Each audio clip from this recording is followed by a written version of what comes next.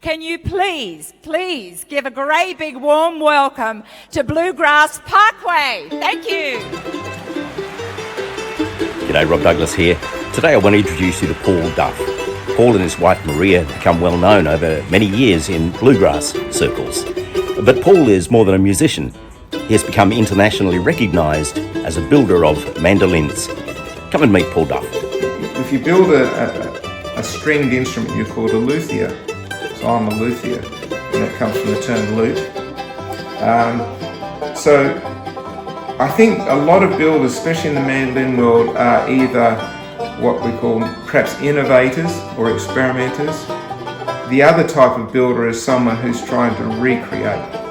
The first instrument I built was like the most complex design. You know, I could have just built an A shape, which is just a round one, but no, I picked this one with the scrolls and all the inlays, you know.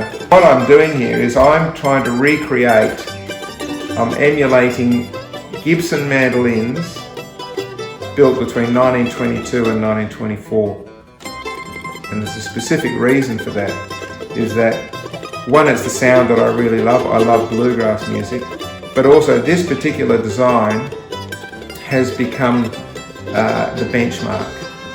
Everyone, you know, the top benchmark is F5, which is the name of this particular design.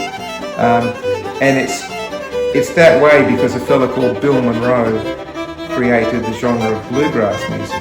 And bluegrass is, even though it was created very, very locally, a specific area in Kentucky and into Tennessee, it has now become incredibly worldwide. There are bluegrass festivals all over the world. And that's the instrument Bill used.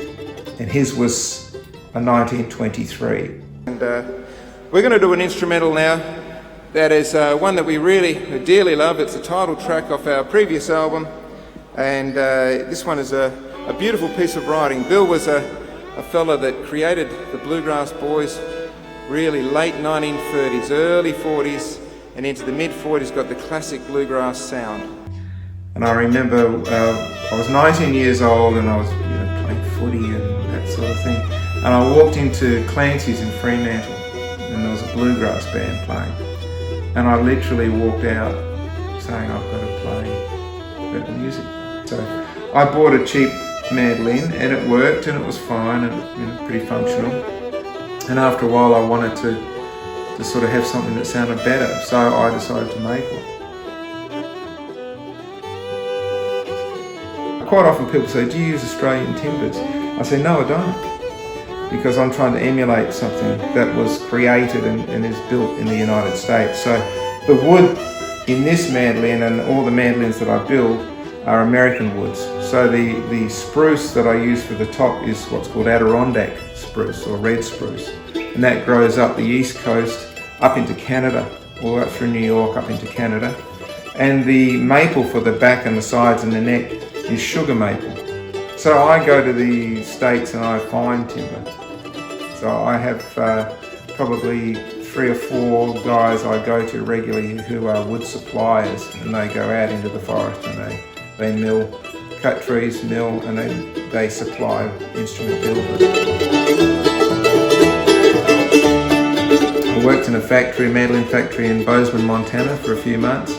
Went back to Lexington, Kentucky. I'd been there about a year, playing and working in sort of repair shops and stuff.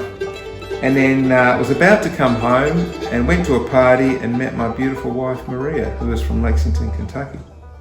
But here is a song that I wrote for Maria about her hometown of Lexington, Kentucky, where it is truly a very pretty sight no matter what season you are. It's called Lexington Calls Me Back.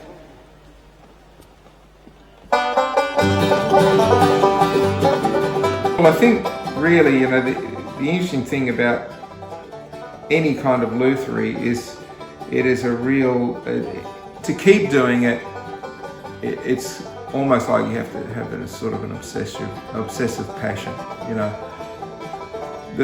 If you're your harshest critic, your work is going to improve. And you don't do it for the money or the fame, but that passion is what helps you achieve a particular level. But it's something that I don't intend to ever retire from.